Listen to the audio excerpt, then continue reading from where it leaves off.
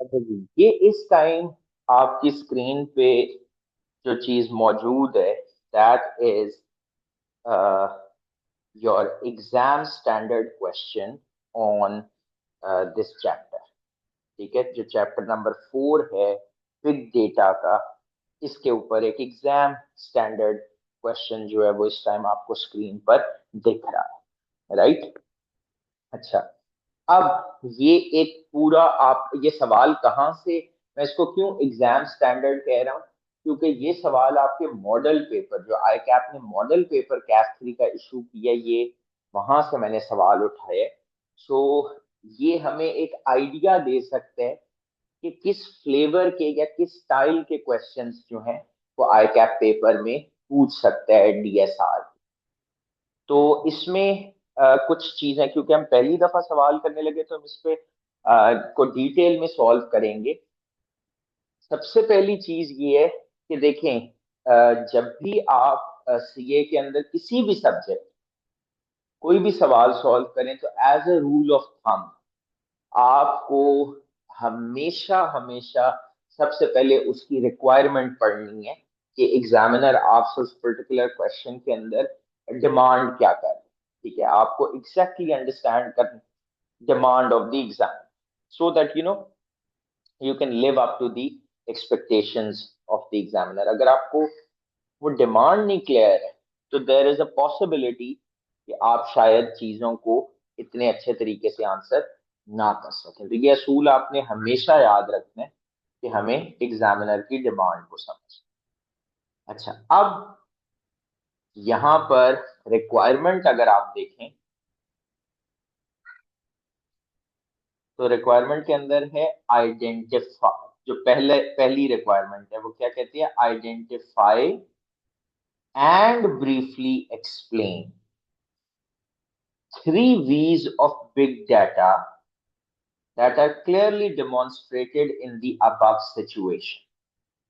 तो आपको एकदम से नजर आ गया कि ये सवाल बिग डाटा के चैप्टर में से है और उसके 3 V's को बेसिकली वो आपसे पूछ रहे हैं। लेकिन साथ उसने क्या कहा कि वो वाले 3 V's को आइडेंटिफाई और एक्सप्लेन करें जो कि इस सिचुएशन में नजर आ रहे हैं, that are clearly demonstrated in the above situation. Demonstrate होने का मतलब होता है शो होना। जो 3 V's, वैसे तो हमने बिग डाटा के 5 V's पढ़े, हमने तो बिग डाटा के अगर आप देखें तो 5 V's पढ़े हैं, लेकिन इधर इस सवाल के अंदर वो आपसे कह रहे हैं कि 3 V's जो कि क्लियरली डेमोन्स्ट्रेट हो रही हैं ऊपर की सिचुएशन में, वो आइडेंटिफाई और एक्सप्लेन करें। अच्छा, एक बात, for each we identified explain its implication for swift cards operations.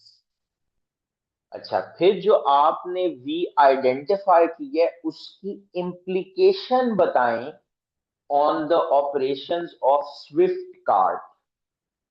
अच्छा, स्विफ्ट कार्ड बेसिकली एक कंपनी होगी, लेकिन यहाँ पर ये जो वर्ड यूज हुआ है इम्प्लीकेशन का, मुझे बताएं व्हाट इज इम्प्लीकेशन। इम्प्लीकेशन किसे कहते हैं?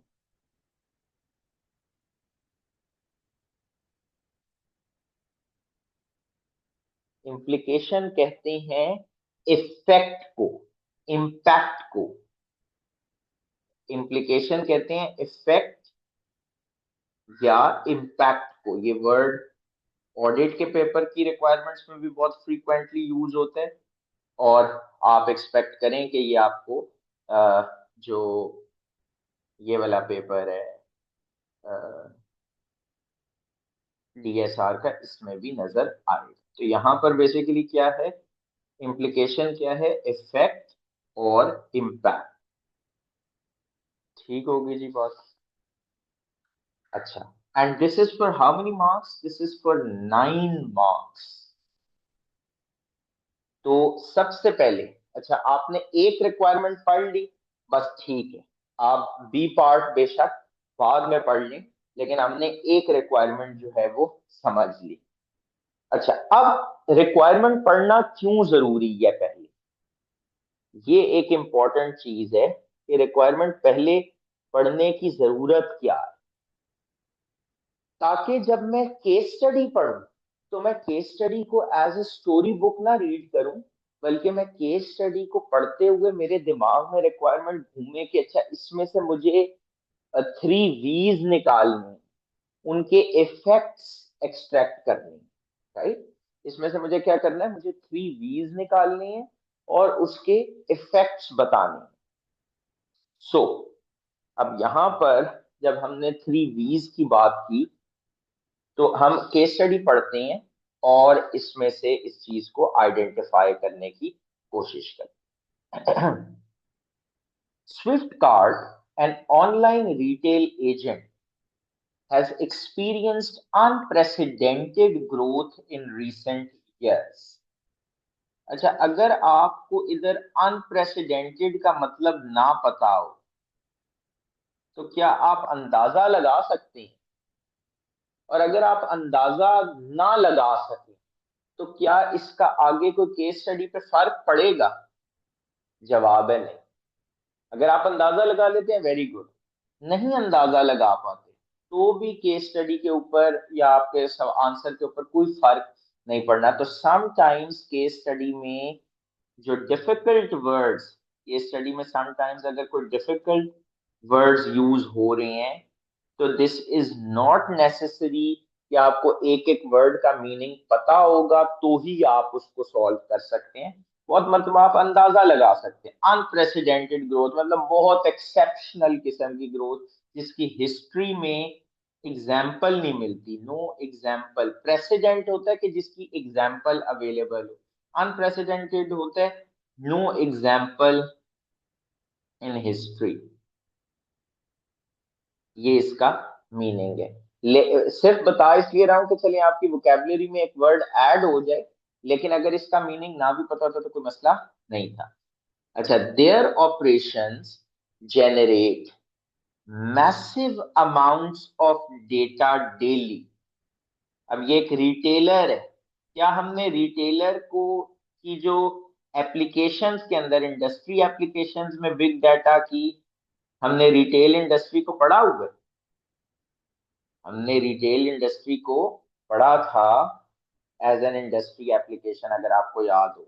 यहाँ पर जब हम इसकी ये industry applications of big data देख रहे थे, तो उसके अंदर रिटेल एंड ई कॉमर्स जो है वो हमने कवर भी किया था। अच्छा, their operations generate massive amounts of data daily। ये जो यहाँ पे बात लिखी हुई है, generate massive amounts of data daily, क्या इसको मैं किसी वी के अंदर प्लॉट कर सकता?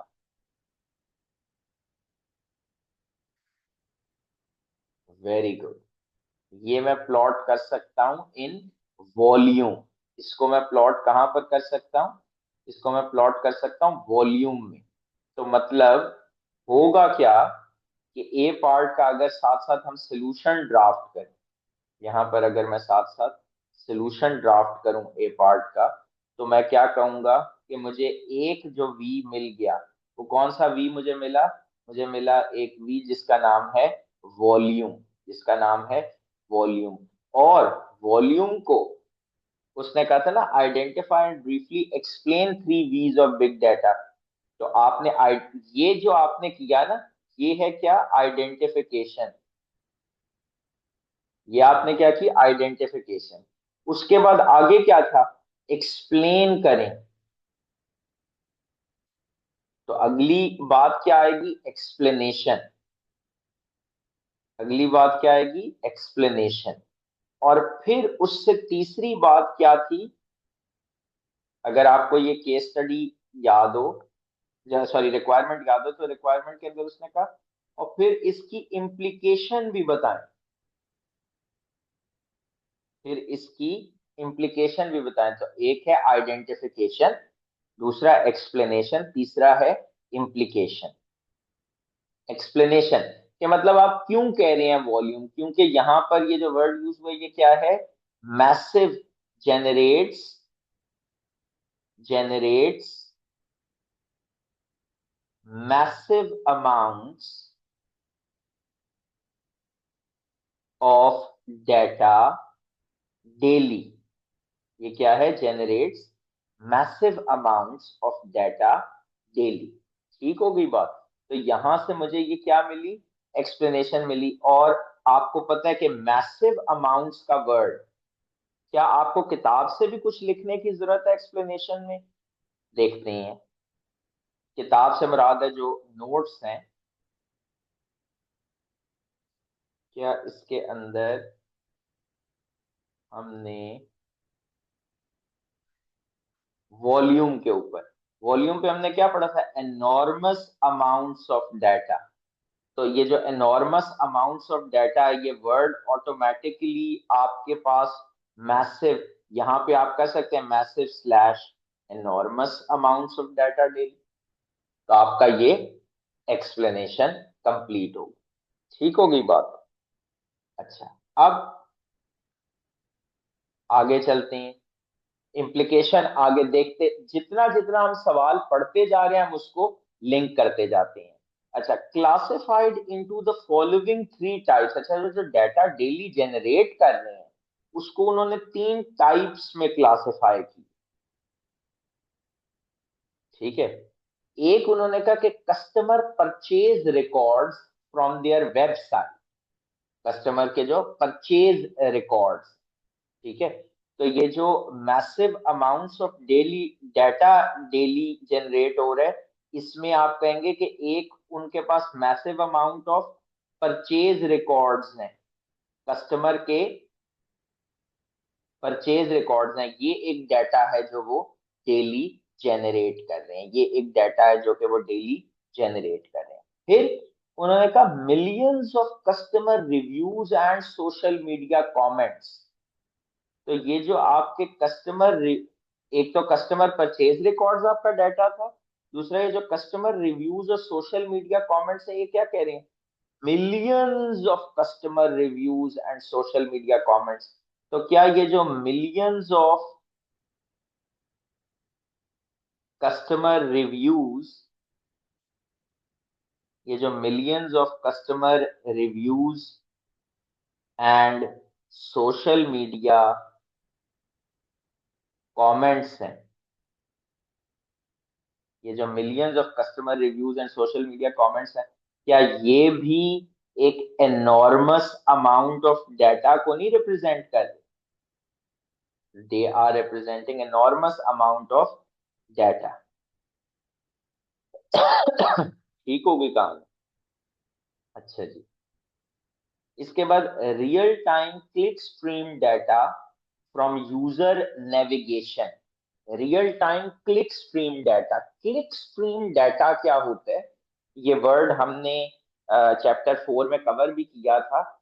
ये जो आपके डिफरेंट, आप एक वेबसाइट पे गए और आपने डिफरेंट क्लिक्स किए, तो वो सारा, या आपने जो जो टैब्स उस वेबसाइट के एक्सेस करने की कोशिश की, तो इस सारे, ये जो डाटा, ये जो क्लिक्स होते हैं आपके, ये भी मॉनिटर हो रहे होते हैं, ये भी क्या हो रहे होते हैं? मॉनिटर हो रहे होते हैं।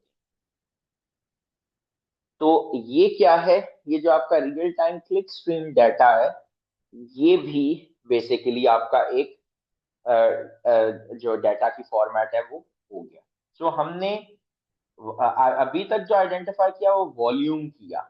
अच्छा, अब ये जो आपके पास जब लिखा कि जी तीन टाइप्स का डाटा है, जब ये कहा कि ये तीन टाइप्स का डाटा है, तो यहां से आपको शाबाश, ये यहां से आपको वैरायटी क्लिक की, यहां से आपको क्या क्लिक की? वैरायटी क्लिक की। ये जो तीन टाइप्स का डाटा था,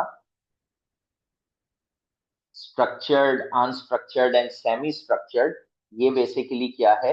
ये आपकी वैरायटी है, ये आपकी वैरायटी है। तो जो दूसरा आपके पास वी आइडेंटिफाई हुआ, जो आपके पास दूसरा वी आइडेंटिफाई हुआ, वो कौन सा वी कहलाएगा? वो कहलाएगा वैरायटी। वो क्या कहलाएगा? वो कहलाएगा वैरायटी। और इसमें आप मेंशन करेंगे कि आपके पास 3 टाइप्स ऑफ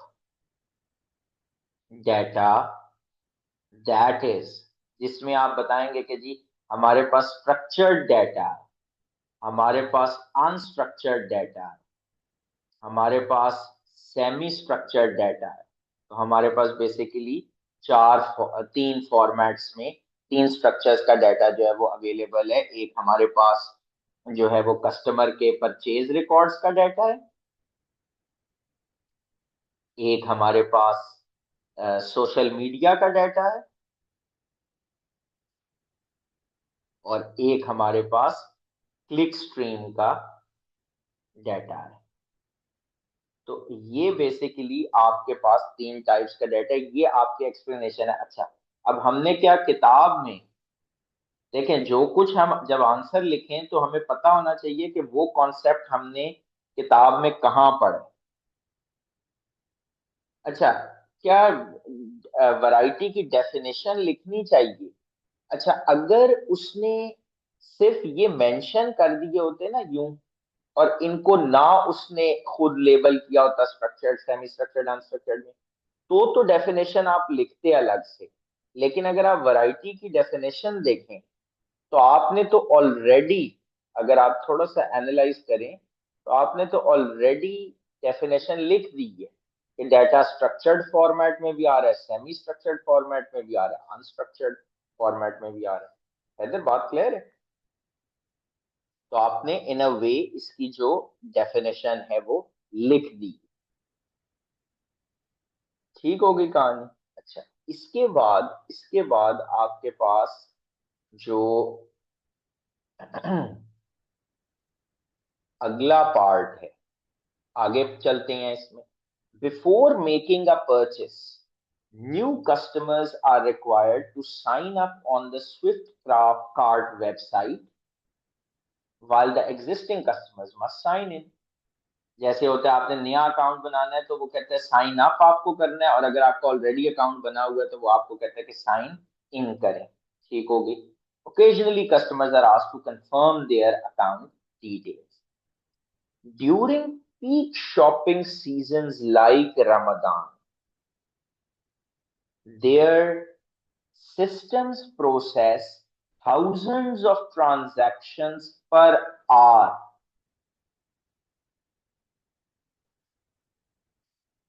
ये वाली जो लाइन है, their systems process thousands of transactions per hour, ये आप मुझे समझा सकते हैं ये किस वी को डिनोट कर रहे हैं? एक्सेलेंट। एक घंटे में थाउजेंड्स ऑफ ट्रांजैक्शन प्रोसेस हो रही है, मतलब डाटा क्विकली प्रोसेस हो रहे। तो ये बेसिकली मेरे पास जो वेलोसिटी है, वहां पर क्या मैं लिखूंगा कि thousands of transactions processed per hour, हर घंटे में थाउजेंड्स ऑफ ट्रांजैक्शंस जो है वो प्रोसेस हो रहे हैं, थाउजेंड्स ऑफ ट्रांजैक्शन प्रोसेस हो रही है। तो ये वेलोसिटी का, आपका जो वेलोसिटी वाला था वी, वो ट्रिगर इधर हो। ठीक हो गई बात?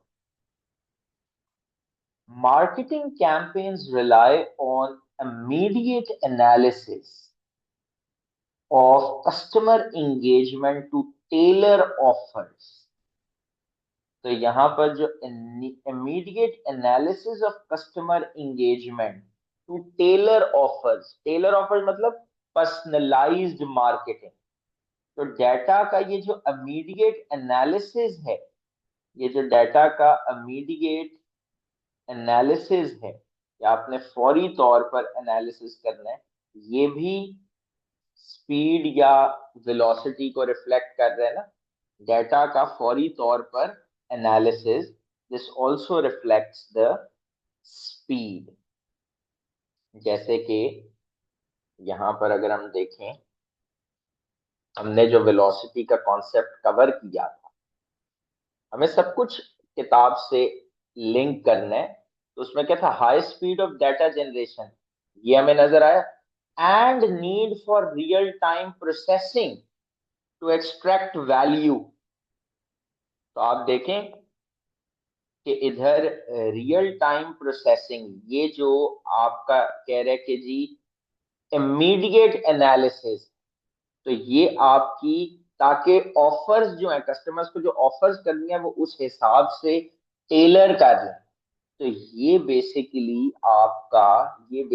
आपका किस चीज में आएगा, वेलोसिटी के अंदर आएगा। ये जो इमीडिएट एनालिसिस है, ये जो रियल टाइम एनालिसिस है, ताकि उसमें से क्या एक्सट्रैक्ट की जा सके, वैल्यू एक्सट्रैक्ट की जा सके, ताकि उसमें से वैल्यू एक्सट्रैक्ट की जा सके।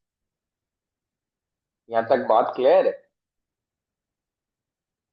अच्छा, आगे इसको देखते हैं। How ever the volume and diversity of incoming information have begun to strain Swiftcard's data infrastructure, leading to occasional inconsistencies in customer profiles and slow reporting for their sales system। अगर आपको और कोई बात भी इधर ना समझ आई हो तो कम से कम ये जरूर समझ आया होगा कि जो कुछ बिजनेस में हो रहा है ये उसके क्या हैं, ये उसके इफेक्ट्स हैं।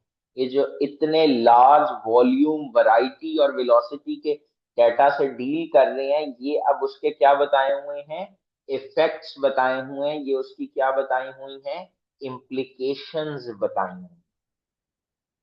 ये बात समझ में आती है कि ये उसकी क्या बताई हुई है, इम्प्लीकेशंस बताई। तो सवाल को सॉल्व करने का आप ये देख रहे हैं कि एक पूरा पैटर्न है, एक पूरा स्ट्रक्चर है। अगर आप एक स्ट्रक्चर्ड तरीके से जब केस स्टडी को पढ़ेंगे, सॉल्व करेंगे और उसको अपने जो कंटेंट आपने कवर किया हुआ है किताब के अंदर उससे लिंक करेंगे, तो then you will be in a position to draft an accurate answer. और आप देखें, अगर हमने सब कुछ सिनेरियो स्पेसिफिक की है और हमने अप्लाई किए हैं अपने कॉन्सेप्ट्स, जो हमने चैप्टर 4 के अंदर कॉन्सेप्ट सीखे थे, उस एक एक कॉन्सेप्ट को अप्लाई किए।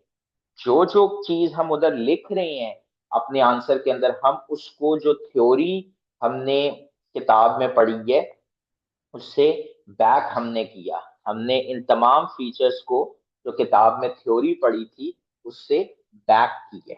सो this is how you are suppose to go about it.